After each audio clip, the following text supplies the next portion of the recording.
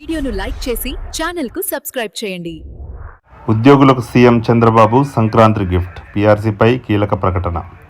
ఆంధ్రప్రదేశ్ ప్రభుత్వ ఉద్యోగులు, పెన్షన్దారులకు ఏపీ ప్రభుత్వం కీలక ప్రకటన చేసింది. సంక్రాంతి పండుగ సందర్భంగా ఉద్యోగులకు భారీ వరం ప్రకటించే అవకాశం ఉంది. ఈ మేరకు సీఎం చంద్రబాబు నాయుడు కీలక విషయంపై సానుకూలంగా స్పందించారు.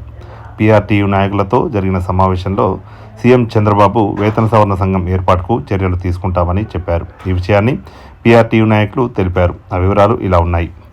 పీఆర్సీ కమిషన్ ఏర్పాటు చేయాలి, 30% మధ్యంతర భృతి ఇవ్వాలని పీఆర్టీయూ నాయకులు సీఎం చంద్రబాబుకు విజ్ఞప్తి చేశారు.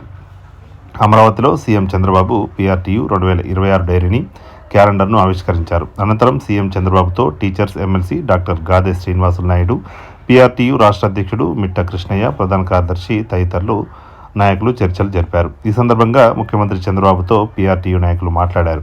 నూతన జిల్లాల ప్రెసిడెన్షియల్ ఆర్డర్ రావడంతో ఉమ్మడి సర్వీస్ రూల్స్ ఏర్పాటుకు త్వరలోనే ఒక కమిటీ ఏర్పాటు చేసి ఎంతో కాలంగా ఉపాధ్యాయులు ఎదురుచూస్తున్న ఉమ్మడి సర్వీస్ రూల్స్ను తీసుకురావాలని విజ్ఞప్తి చేశారు. పీఆర్సీ కమిటీ చైర్మన్ను వెంటనే నియమించాలని, 30% మధ్యంతర భృతిని ఇవ్వాలని సీఎం చంద్రబాబును కోరారు. రిటైర్మెంట్ బెనిఫిట్స్, సరెండర్ లీవ్ బకాయిలను వెంటనే చెల్లించాలని పీఆర్టీ నాయకులు విన్నవించారు.